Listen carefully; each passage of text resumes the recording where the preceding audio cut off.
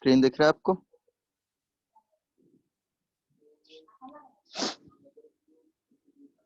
विशेषता स्क्रीन ठीक है। तो पहला क्वेश्चन देखते हैं। पहला क्वेश्चन है कि in which of the following cases the center of mass of the rod may be at the center. Linear mass density decreases continuously. नहीं होगा. Linear mass density increases continuously. नहीं होगा. Linear mass decreases left to right up to the center and then हो सकता है. Linear mass density increases from left to right up to the center. हाँ, ये दोनों में हो सकता है. ठीक है, तो यही दोनों केसेस में होगा. ऑफ कोर्स आप देखो, इसको हम लोग इवैल्यूएट भी करके देख लेते हैं. लेट्स से ये रॉड है. ओके, लीनियर मास डेंसिटी इसका लैम्डा मान लो, विच इज अगर इसका टोटल मास m है और इसका टोटल लेंथ l है, तो lambda will be total mass divided by total length. अगर एक छोटा सा इसको हम लोग, ये x एक्सिस है, ये y एक्सिस है, इसको हम लोग एक एंड हम लोग ओरिजिन पे रखें और तो दूसरा end x equals to l पे आएगा. एक एंड x इक्वल्स टू 0 पे है, तो हम लोग एट अ डिस्टेंस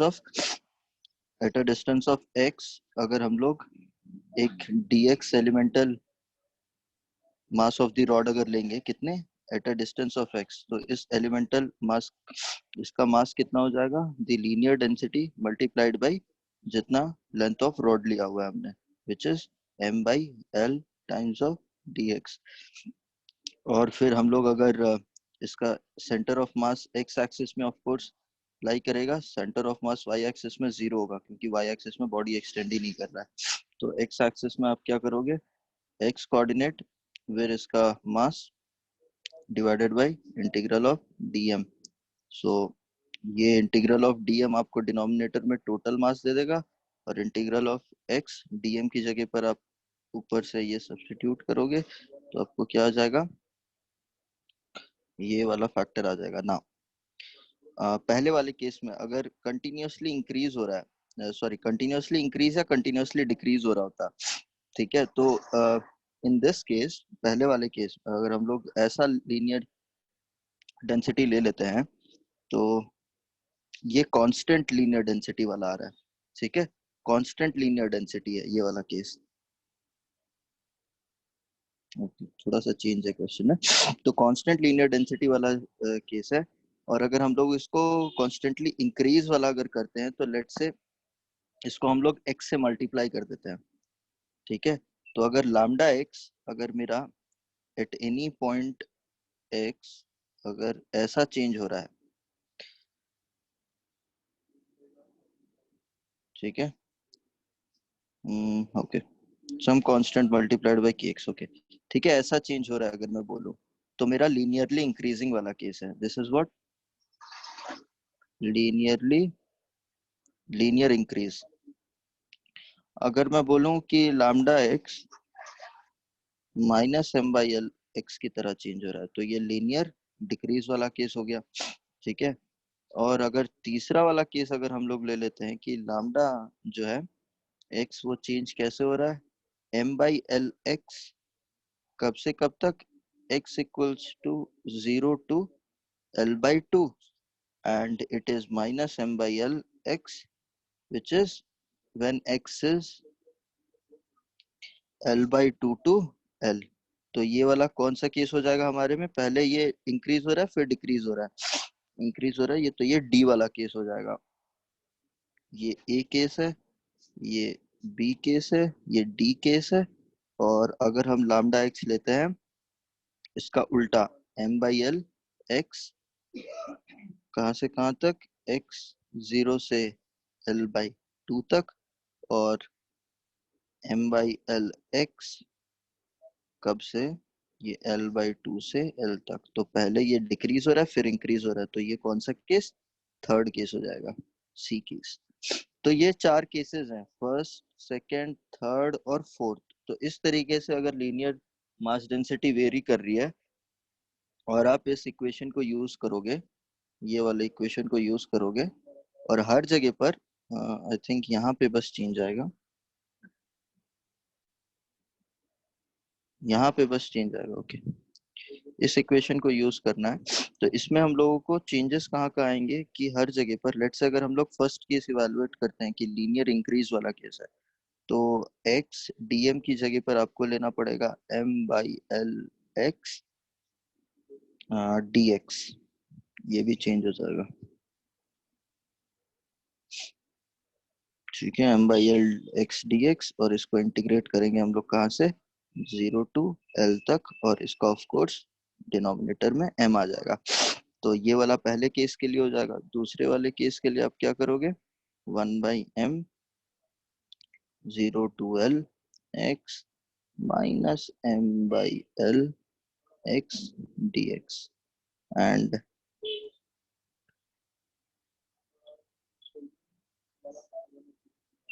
और माइनस लिखने से बेटर है अगर हम लोग इसको, अगर हम लोग इसको 1 - x कर देते हैं,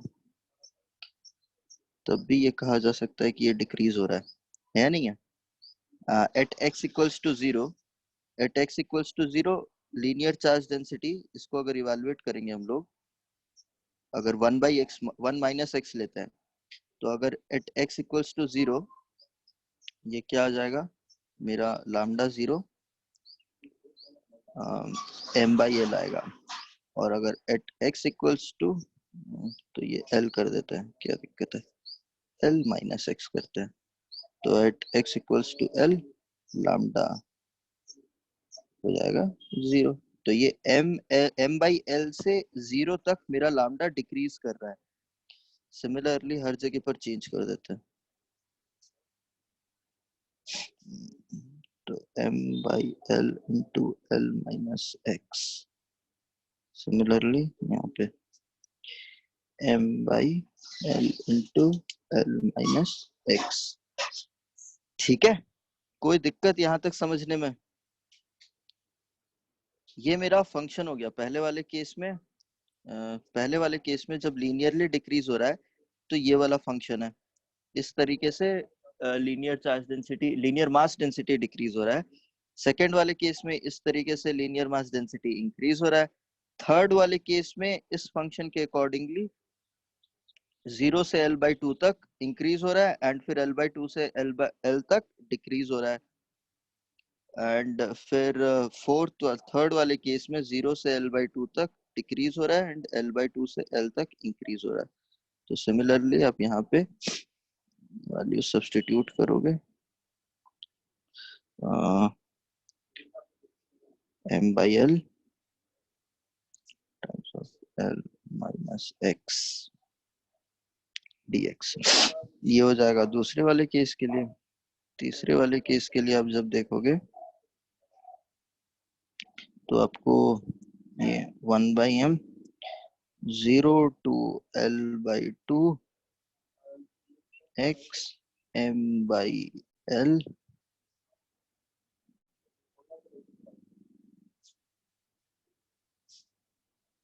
m/l x dx, फिर plus l/2 to l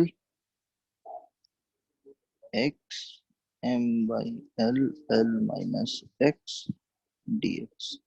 and फिर फाइनल केस के लिए it will be 1/m 0 to l/2 x m/l l - x dx and plus l/2 to l x m/l x dx। ये सब जब आप सॉल्व करोगे तो आपको पहले वाले केस में आपको आंसर क्या आ जाएगा, एक्स स्क्वायर आ जाएगा, कैंसिल हो जाएगा, X square, so X square x³ 2, right, x³ 2 आ रहा है। ये कैसे हो जाएगा, हम्म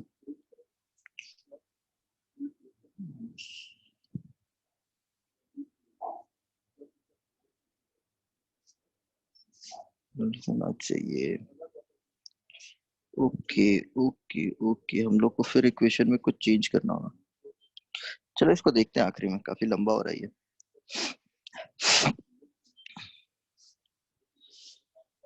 सेकंड क्वेश्चन, सेकंड क्वेश्चन देखते हैं। ये वाला काफी लंबा हो रहा है तो इसको बाद में आता है। इसका मास 40 kg, इसका 50 kg, इसका मास 60 kg एंड प्लैंक का मास 90 kg दिया हुआ है। इनके बीच में डिस्टेंस ये दिया हुआ है, आपको बताना है। ए एंड सी एक्सचेंज कर लेते हैं तो कितना शिफ्ट करेगा मास। अच्छा ये देखो, अ, अगर मानो इसको मैं ओरिजिन पे रख देता हूँ। अगर बी वाला मेरा ओरिजिन पे है,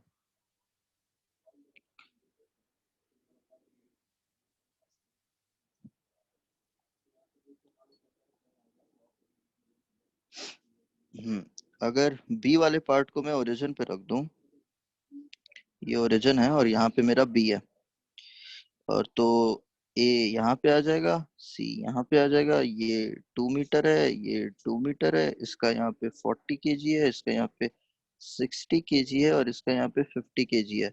एंड ऑफ कोर्स अगर प्लैंक है तो 90 kg भी प्लैंक का यहीं पे ही होगा। तो अगर मैं अब सेंटर ऑफ मास अगर निकालूं एक्स एक्सिस पे, तो 40 times of -2 plus 60 times of 2 divided by 40 + 50 + 60 + 90। तो ये कितना हो जाएगा? -80, 120, तो 40 / 90, 90, 150, 150, 240। तो दिस इज 1/6। एंड अगर हम लोग एक्सचेंज कर दें तो एक्सचेंज करने के बाद क्या हो जाएगा? ये 40 टाइम्स, दोनों को एक्सचेंज कर रहे हैं ना, इसको यहाँ भेज रहे हैं और इसको यहाँ भेज रहे हैं, तो 40 × 2 हो जाएगा एंड 60 टाइम्स -2 हो जाएगा। एंड फिर सबका समेशन यहाँ पे मास का जो कि 240 होगा। और तो अभी चेंज क्या हो जाएगा? 80 - 120, तो -40/240 विच विल बी -1/6। तो डेल्टा एक्स कितना हो गया यहाँ पे?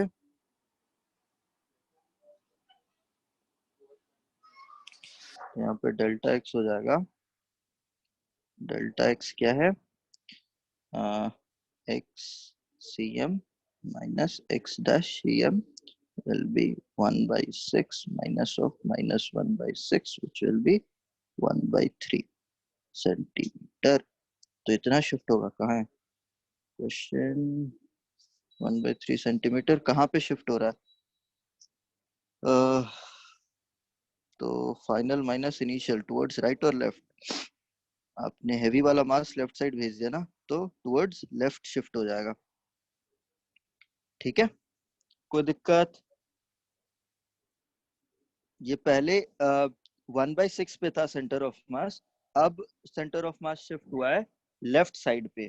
ठीक है, ये ओरिजिन के, this is right of origin and new position is your left of origin. तो राइट से लेफ्ट को शिफ्ट हो गया है। ठीक है, तो लेफ्ट वर्ड्स शिफ्ट हो जाएगा। ठीक, हो गया ये क्वेश्चन। नेक्स्ट मूव करें। हाँ या ना, रिस्पॉन्ड करो। Yes sir. आ जाओ। तो ये क्वेश्चन क्या कह रहा है? पार्टिकल स्टार्टिंग फ्रॉम रेस्ट, ये हमारे, सर इसमें रीजन वाले में थोड़ा सा दिक्कत है। ये हमारे इसका क्वेश्चन है क्या? Yes sir. अच्छा, मेगा एग्जाम्स वाले फॉर्मेट का होगा ना। ठीक है, देखो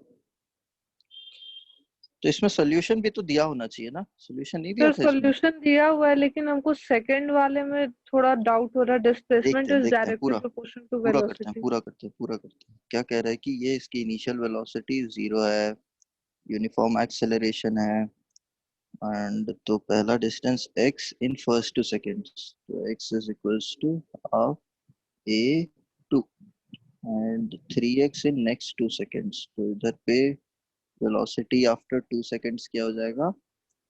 a टाइम्स 2, तो 2a plus half a 2 square. ठीक है, तो ये कितना आ जाएगा,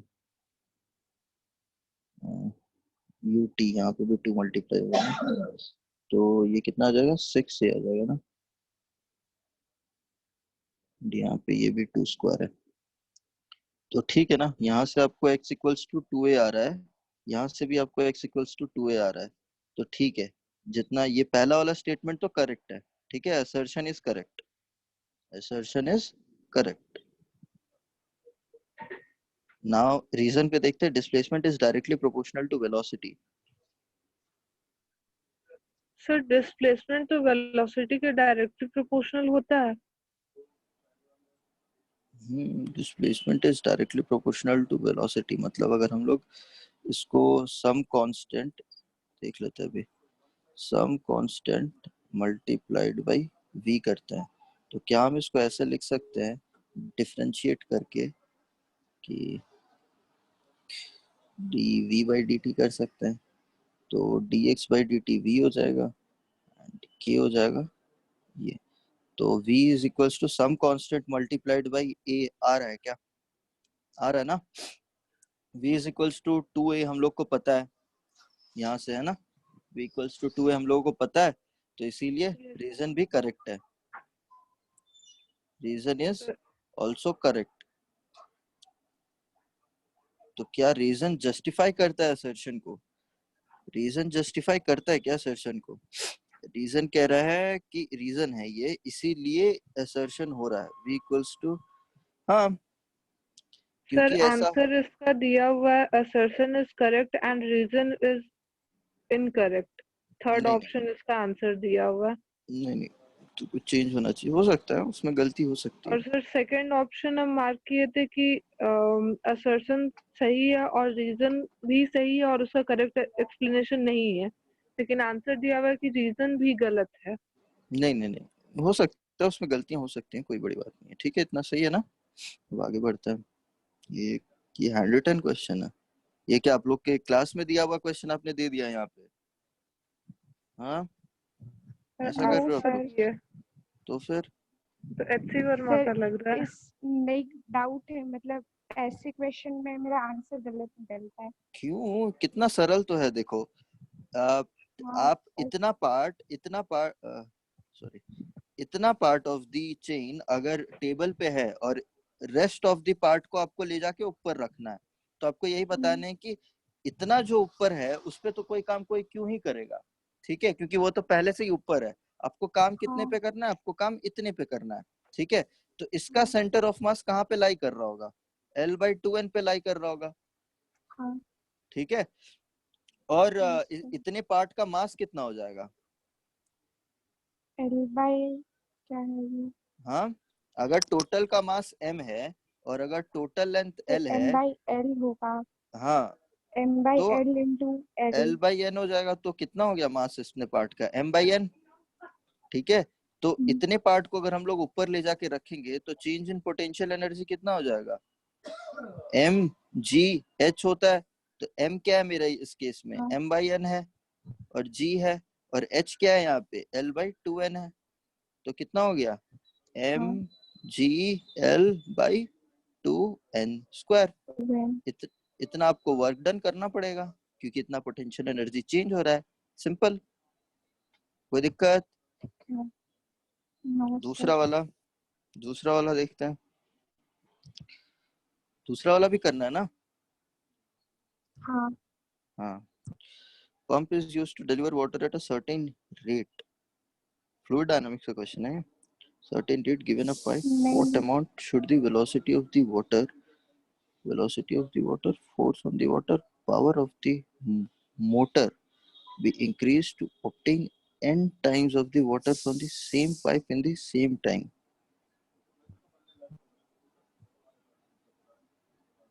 अच्छा जी, चलो देखा जाए इसको भी, अच्छा जी, ठीक है, लेट्स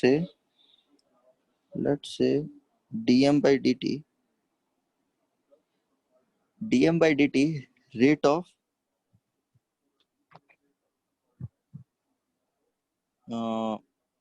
वाटर डिलीवर्ड है ना, रेट ऑफ वाटर डिलीवर्ड है मानो, तो आपको बताना है, ठीक है। हाँ, तो dm by dt को हम लोग ऐसे भी लिख सकते हैं, because mass is density times volume. Density liquid का हमेशा कांस्टेंट रहता है, अगर हम लोग इनकम्प्रेसिबल फ्लूइड माने, क्वेश्चन में देना चाहिए liquid incompressible. Of course water is highly incompressible, तो हम डेंसिटी कांस्टेंट मान सकते हैं। तो rate of change of volume, pipe है, पाइप का ही वॉल्यूम वाटर रिक्वायर करेगा, तो पाइप की क्रॉस सेक्शन हम लोग ए मान लेते हैं, और इसकी एक्स अमाउंट ऑफ लेंथ पे हम लोग चेंज मेजर करते हैं। तो ए कांस्टेंट है, area of cross section of the pipe, so dx by dt। So dx by dt क्या है, वेलोसिटी ऑफ वाटर है। तो rate of water delivered is rho av, density of the water, area of the pipe, area of cross sectional area of the pipe and velocity of the water। तो आपको n times, अच्छा ठीक है, हाँ तो हो गया ना। तो अगर आप देखो तो रेट ऑफ, अगर मैं इसको मानो कि सम, इसको मैं मानो m डैश कहता हूँ, m कहता हूँ, तो m डैश है, ये कहा हुआ है कि m dash should be equal to n times of m, ठीक है। तो this means rho a v dash should be equal to n times of rho a v, right. तो v dash should be n times of v। तो पहला वाला question कि आपको उसकी वेलोसिटी जो, अगर आपको n टाइम्स मोर वाटर चाहिए तो आपको n टाइम्स इंक्रीज करना होगा, ठीक है। उसके बाद क्या निकालना है, force on the water, force on the water, अच्छा फोर्स भी इजी, हाँ फोर्स भी इजी है। फोर्स क्या है, force is rate of change of momentum, यहाँ पे v वेलोसिटी है, ठीक है। एंड वेलोसिटी कांस्टेंट मानो तो ये basically dm by dt times of velocity है। तो dm by dt हो जाएगा यहाँ पे रो ए वी स्क्वायर हो जाएगा ये चीज, ठीक है। तो अगर आप हाँ, तो न्यू फोर्स अगर एफ डैश बाई एफ अगर आप देखोगे तो ये क्या हो जाएगा, V dash square by V square. तो V dash is N square, तो एफ डैश जो है वो N square times of original force आपको बढ़ाना पड़ेगा। क्लियर है इतनी बात? कहीं पे भी दिक्कत हो रही हो तो बता देना। Power of the water, power क्या है, power is force times of velocity. तो इससे आप निकाल लो P डैश बाई P, क्या हो जाएगा, क्या हो जाएगा ये F डैश, तो मैं ये सब हटाओ, तो डायरेक्टली मैं लिख रहा हूँ रो ए वी क्यूब हो जाएगा। तो V dash cube divided by rho a we cube, तो N क्यूब। तो similarly P dash should be N cube times of P। Got it, got it, ठीक है। और क्या बचा है, ये वाला क्वेश्चन हो गया ना, ये वाला क्वेश्चन बचा है। Two cylinders of same material have same length, the radii being in ratio 1:2. The two are joined at the end. One end of the cylinder is rigidly clamped while the free end is twisted. यार इसका कोई formula है ना, ये बताओ जरा, क्या formula याद है किसी को? कितने लोग हैं क्लास में? नहीं याद है ये फॉर्मूला। नहीं याद है फॉर्मूला? नहीं। बट फॉर्मूला है ना इसका कुछ, क्या होता है कि टॉर्क आप कहते हो कि सम कांस्टेंट मल्टीप्लाइड बाय इसका रेडियस स्क्वायर या 4 होता है कुछ, वैसा ऐसा कुछ होता है। तो ये ये तो हो जाता ब्रिज वाला फॉर्मूला लग रहा है, वो है, ब्रिज किसका कितना फॉर्मूला? पे बेंड करता है।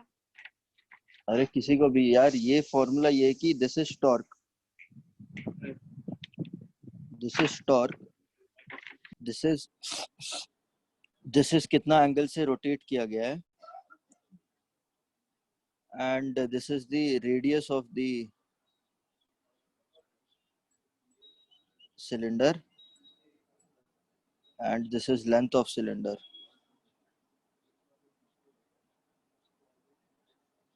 and this is torsional constant.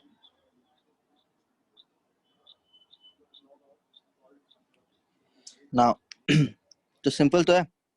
तो टॉर्क वॉर्क वगैरह सब कुछ सेम लग रहा है, तो आपको थीटा 1/θ2 आपका आ जाएगा R1 R2 raised to power 4।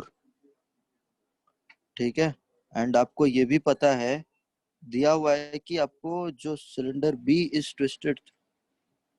यार तो ये कैसे आएगा, तो 1/16 आंसर आना चाहिए।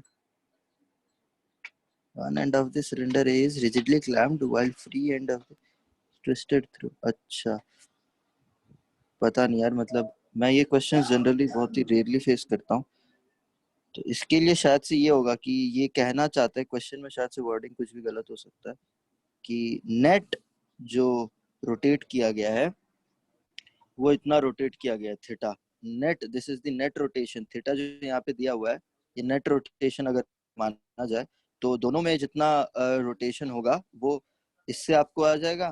एंड बेसिकली आप यहाँ से थीटा 2 निकाल लेने के, उसका रेशियो निकालने के बाद आवाज बहुत कम आ रहा है आपका, आवाज बहुत कम आ रहा है।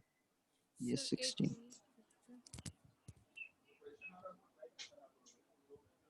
सर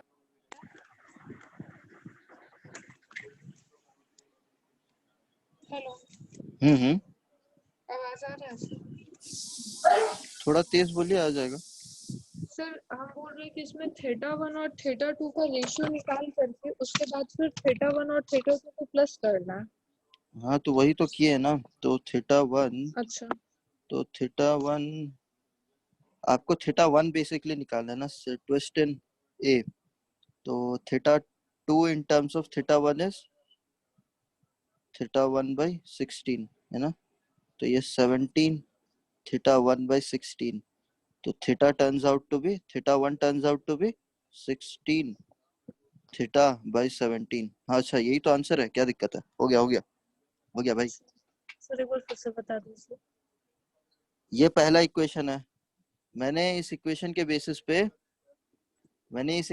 बेसिस पे बाकी सारा कांस्टेंट है, ये कांस्टेंट, ये कांस्टेंट, सब हाँ कांस्टेंट है। ठीक है सर, बात है। इसके बीच में रेशियो निकाल दिया ये वाला, हाँ उधर से मुझे 16 की वैल्यू आ गई, फिर ये वाला यस सर। इक्वेशन यूज किया तो मुझे ये वाला वैल्यू आ गया। ठीक है, और कोई क्वेश्चन तो नहीं छूट गया?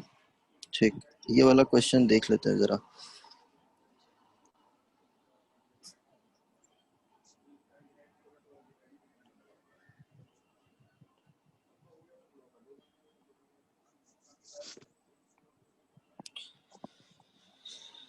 तो linear mass density continuously decreases, continuously increases, फिर डिक्रीज करवाना है, फिर इंक्रीज भी करवाना है। Decreases with respect to what? हमने यहाँ पे अगर लिया है ये वाला केस में, तो ओके चलो ठीक है यार, but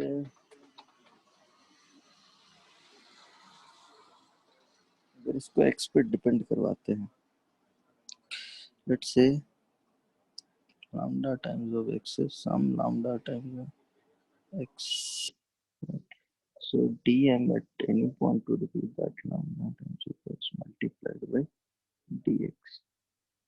So m will be complete integral of 0 to L dm, which is 0 to L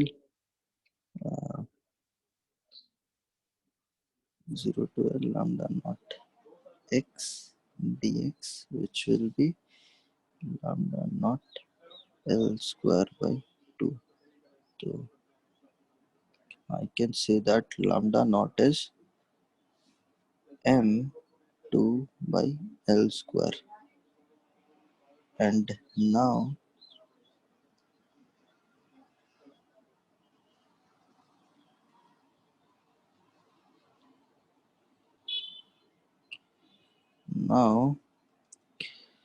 अगर ये वाला कंटिन्यूअसली इंक्रीज वाला केस में कर रहा हूँ, ठीक है, क्या ये कंटिन्यूअसली इंक्रीज वाला केस है?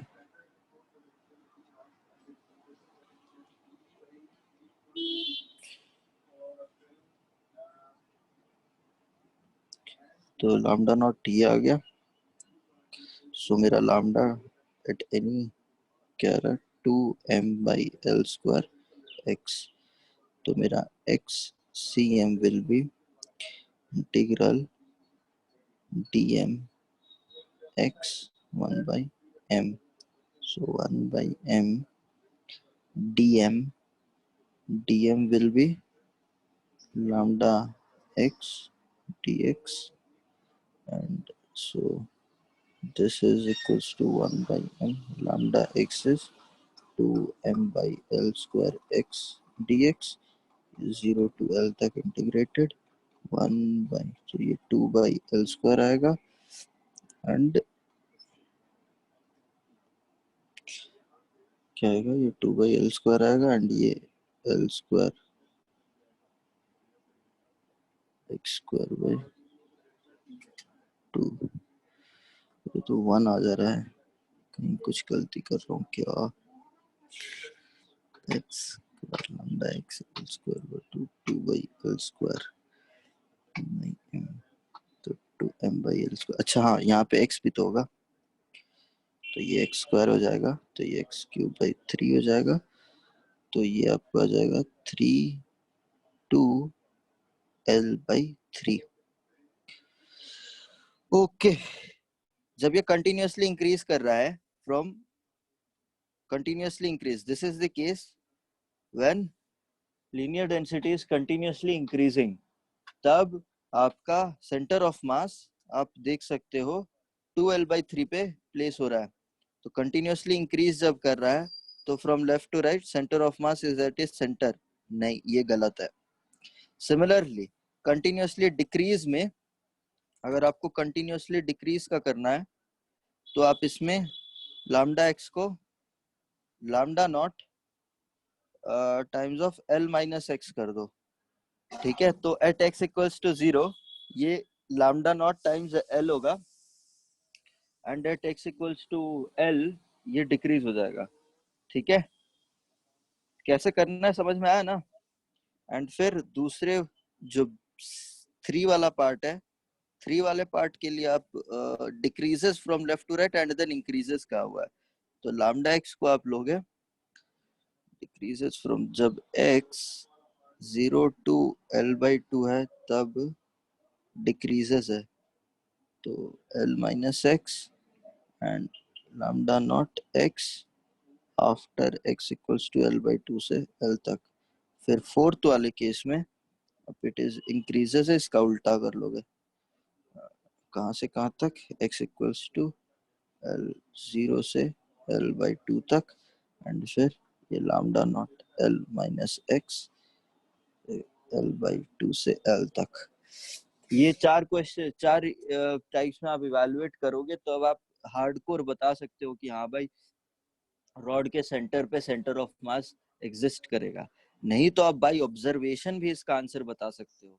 ऑफ कोर्स अगर linear mass density continuously increase कर रहा है, अगर मेरा रॉड है, रॉड में अगर मेरा लीनियर मास डेंसिटी मतलब कोई भी मैं सेक्शन में उठा लूं, यहाँ पे उठाऊं या यहाँ पे उठाऊं, यहाँ पे उठाऊं, अगर मेरा इंक्रीज कर रहा है तो इसका मतलब है कि अगर मैं लेफ्ट से राइट अगर जा रहा हूँ तो मेरे को इस कोने पे मास मेरे को ज्यादा मिलेगा compare to the left most extreme. तो लेफ्ट से कंपैरेटिवली राइट में मेरे को ज्यादा मास मिलेगा अगर मेरा लीनियर मास डेंसिटी इंक्रीज करता है कंटिन्यूअसली। तो अगर मेरा लेफ्ट में मास कम है और राइट में मेरा मास ज्यादा है तो ऑफ कोर्स मेरा centre of mass will be shifted towards right from the centre. Similarly अगर डिक्रीजेस, समझ में आया ना मैंने क्या कह दिया अभी? Yes sir. ऑफ कोर्स अगर आप एक अगर स्प्रिंग बैलेंस में अगर आप मतलब एक जो सब्जी मंडी पे आपको वो तोलने वाला होता है, वेइंग बैलेंस जो होता है उसके पास, जिस साइड पे ज्यादा वेट होता है उस साइड पे वो झुक जाता है ना, हाँ। ठीक है। और अगर सीसॉ में रखोगे तो जिस साइड पे ज्यादा वेट होगा उस साइड पे झुक जाएगा ना। तो सेंटर ऑफ मास क्या होता है, जिस साइड पे ज्यादा वेट होता है उस साइड पे सेंटर ऑफ मास शिफ्ट हो जाता है। अगर दोनों साइड पे अगर एक रॉड ले लोगे और उसके सेंटर के दोनों लेफ्ट और राइट साइड अगर बराबर मास होगा तब उसका सेंटर, जो रॉड का सेंटर है, ज्योमेट्रिकल सेंटर है, उसी ज्योमेट्रिकल सेंटर पे उस रॉड का सेंटर भी एग्जिस्ट करेगा। ज्योमेट्रिकल सेंटर पे रॉड का सेंटर ऑफ मास कब एग्जिस्ट करेगा, जब उस ज्योमेट्रिकल सेंटर के लेफ्ट साइड और राइट साइड दोनों पे इक्वल मास होगा। इक्वल मास। लेकिन जब अगर आपका लीनियर मास डेंसिटी इंक्रीज हो रहा है लेफ्ट टू राइट, तो इसका मतलब ये है कि रॉड के लेफ्ट साइड पे कम मास है और रॉड के राइट साइड पे ज्यादा मास है। तो क्योंकि रॉड के ज्योमेट्रिकल सेंटर से लेफ्ट पे कम मास है और राइट पे ज्यादा मास है, तो ज्योमेट्रिकल सेंटर से centre of mass rightward shift हो जाएगा। सिमिलरली अगर linear mass density continuously decrease हो रहा है, तो लेफ्ट में ज्योमेट्रिकल सेंटर के लेफ्ट में ज्यादा मास है और ज्योमेट्रिकल सेंटर के राइट में कम मास है, तो centre of mass geometrical centre से लेफ्ट शिफ्ट हो जाएगा। ठीक है, तो पहला दोनों ऑप्शन इसीलिए कैंसिल हो जाता है। बट अगर लीनियर मास डेंसिटी पहले लेफ्ट टू राइट डिक्रीज हो रहा है एंड फिर सेंटर से लेके राइट तक इंक्रीज हो रहा है, तो ऐसा हो सकता है कि दोनों एक दूसरे को कंपेंसेट कर लेंगे। ठीक है, एंड सिमिलरली अगर लेफ्ट टू राइट इंक्रीज हो रहा होगा और राइट टू लेफ्ट डिक्रीज हो रहा होगा, तब भी दोनों साइड पे से ज्योमेट्रिकल सेंटर के दोनों साइड पे मासेस अपने आप को बैलेंस कर लेंगे। तो जो ज्योमेट्रिकल सेंटर है और सेंटर ऑफ मास है रॉड का, दोनों कोइंसाइड करेगा इन दोनों केसेस में। ठीक है, क्लियर है ना ये बात? ठीक है, कोई दिक्कत? और यस सर। इधर पे हम क्लास कंक्लूड करते हैं। सर एक क्वेश्चन और था। एक क्वेश्चन और था? हाँ, टेलीग्राम पे ही। मैंने तो जस्ट अभी अभी ऐड किया हुआ है यार। ये देखो, अब तुम लोग जब क्लास शुरू हो रहा है उसके बाद भेज रहे हो। ये भी 12:57 को आया, 3 मिनट पहले आया। ऐसे कैसे चलेगा? आपको 1 घंटे पहले एटलीस्ट तो भेजना पड़ेगा ना। ठीक है, चलो अच्छा सॉल्व कर ठीक है। देते हैं, चलो। लेकिन देखते हैं क्या है ये। Figure of metallic plate of uniform thickness and density, the value of L in terms of capital L, so that center of mass of the system lies at the interface of the triangular and rectangular portion। ठीक है, देखो इसको।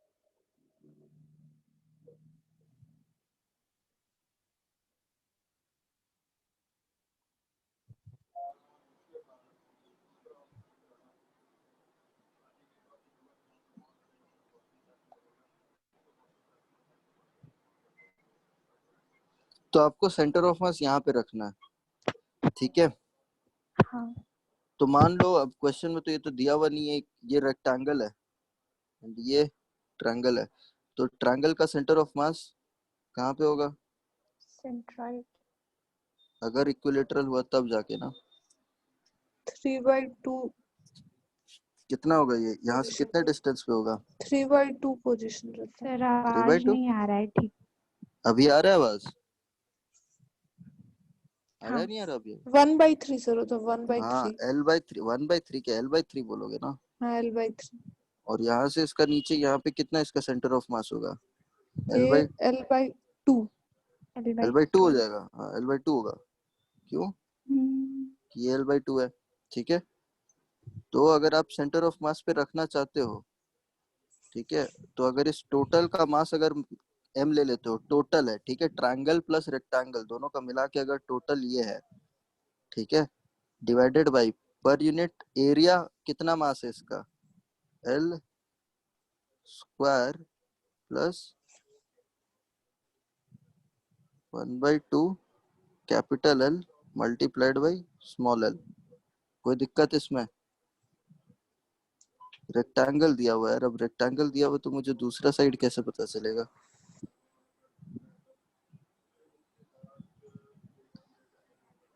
Okay okay okay okay okay, मान लो तो तब तो definitely ऊपर वाला ट्रायंगल इक्विलेटरल है। तो अगर ऊपर वाला ट्रायंगल इक्विलेटरल होता है तो ये वाला साइड भी कैपिटल एल हो गया, ठीक है। तो इसका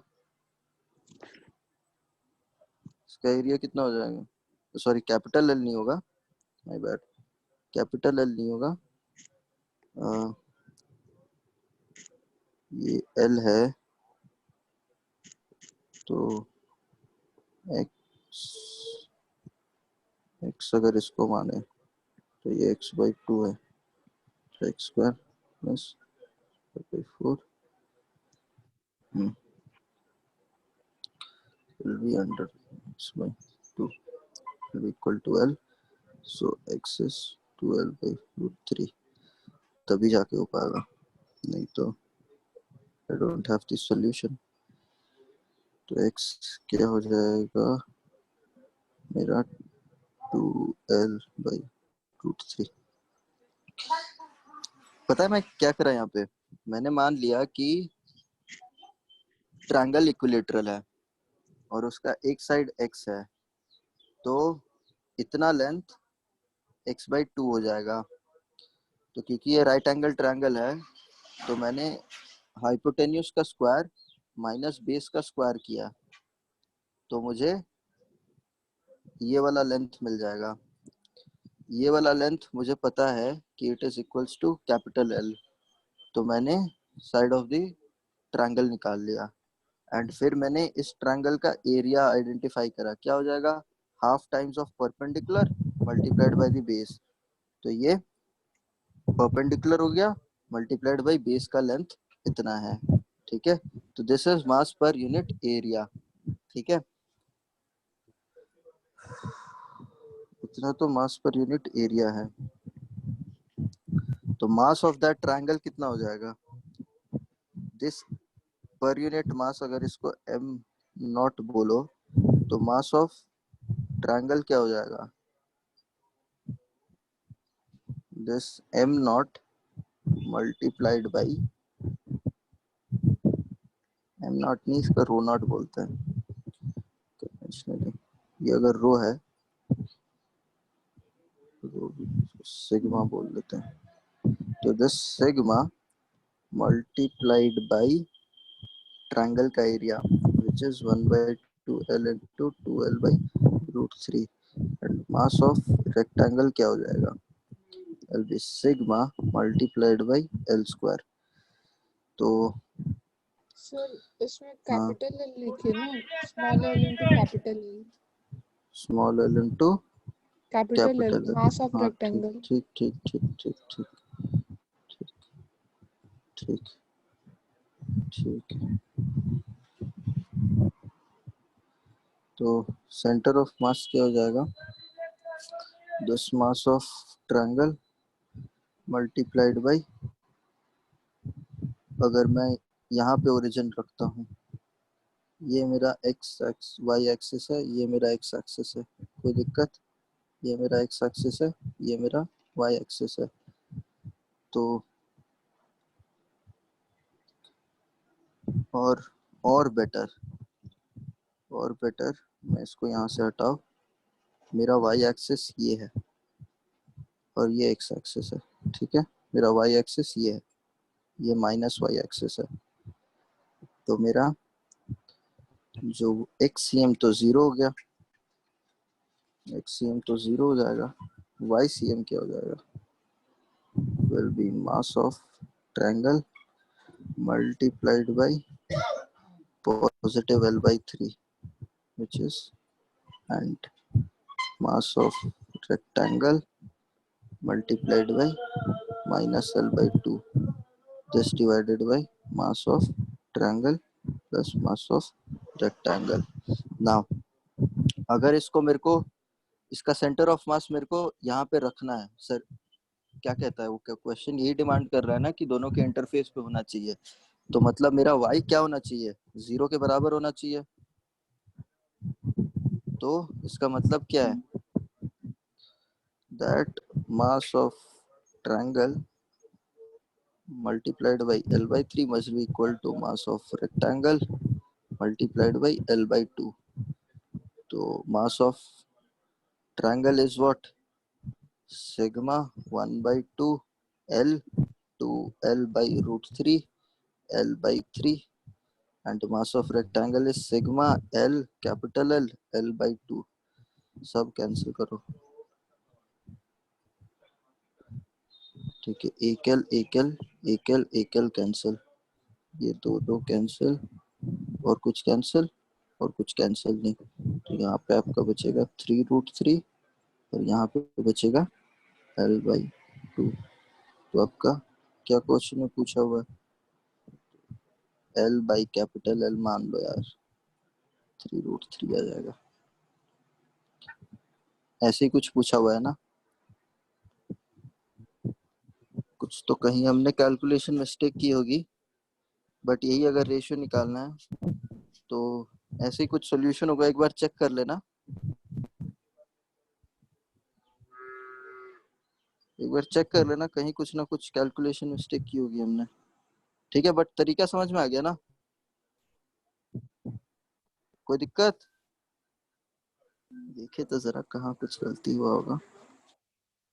12/√3 हो गया, mass of L time capital L हमने कर दिया, half of length, half of height to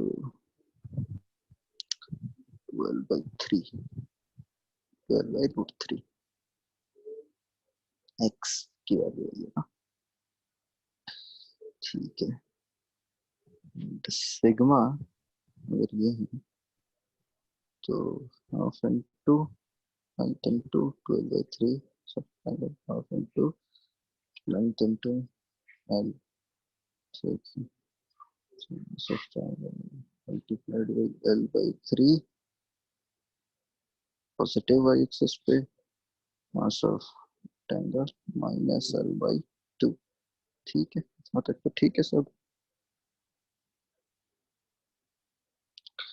तो half of L into 12/√3 L/3 mass of triangle L/2, so L/3 sigma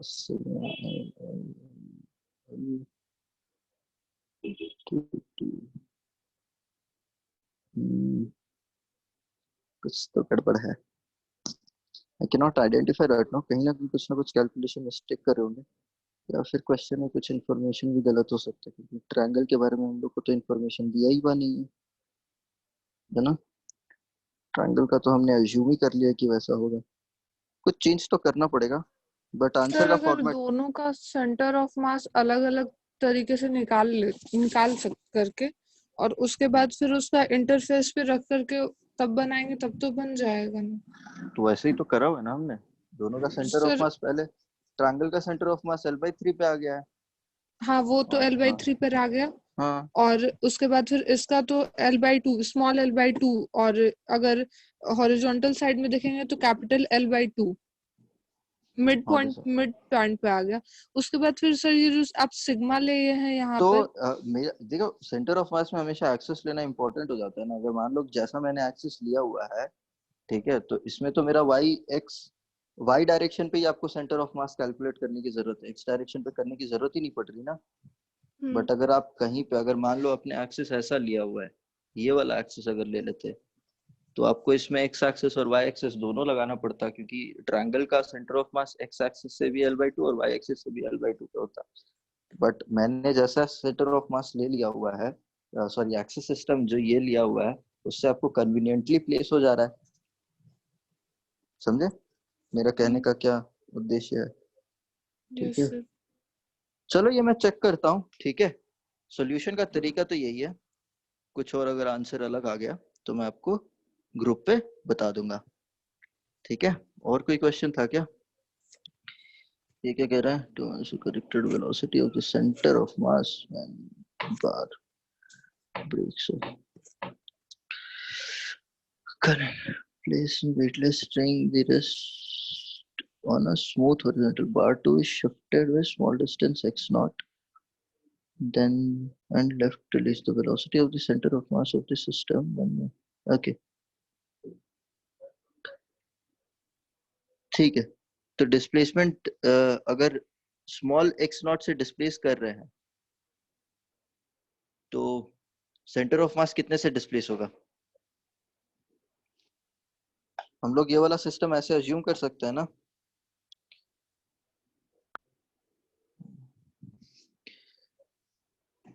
to body system को, अगर ये m1 है और ये m2 है, टू बॉडी सिस्टम को हम लोग नेट मास हम लोग ऐसा सिस्टम अज्यूम कर सकते हैं ना, बताया गया होगा ना आप लोगों को, एंड सेम कांस्टेंट k जो इसका रहता है वो k लगा रहता है। तो आप अगर ये बॉडी अगर ले लोगे जिसका k है ये और इसका मास है m, ठीक है, तो इस तरीके से आप अज्यूम कर सकते हो, कोई दिक्कत नहीं होती, पता है ना ये चीज? हाँ या ना तो बोलो कुछ। Yes sir. तो अब क्या दिक्कत हो गई इसमें? अभी अगर इसको x डिस्प्लेस करेंगे तो उसकी वेलोसिटी कितनी आती है? अब अगर हम लोग इसको x नॉट डिस्प्लेस करेंगे तो velocity of the centre of मास कितना डिस्प्लेस होगा? a ओमेगा है, नहीं a ओमेगा ही तो होगा। अरे जवाब तो दो कुछ, किसका डाउट है ये? सर आस्था का डाउट है, क्वेश्चन भी पूरा भी नहीं पढ़े आप बता रहे हैं। क्वेश्चन भी पूरा नहीं पढ़े हैं तभी तो बता रहे हैं ना। मतलब हम पूरा भी क्वेश्चन नहीं पढ़े हैं। तो वो नहीं है क्या मोहतरमा? आस्था नहीं पता नहीं कहाँ है? चली गई। आस्था नहीं थी। चलो कोई नहीं, अच्छा ऐसा करते हैं, देखो अब तो क्योंकि क्वेश्चंस वगैरह पहले आपको डालने होते हैं, ठीक है, तो वो भी उपलब्ध नहीं है तो फिर कैसे चलेगा? हम लोग जो क्वेश्चन बच जा रहे हैं वो क्वेश्चन नेक्स्ट क्लास में डिस्कस करेंगे, ठीक है। अभी के लिए यहाँ पे हम लोग समाप्त करते हैं। आपके सारे क्वेश्चंस हो चुके हैं ना विशेषता? यस सर हो गया। ठीक है, बाकी हम लोग नेक्स्ट क्लास में डिस्कस करेंगे। तो आज की क्लास यहाँ समाप्त करते हैं। Thank you sir.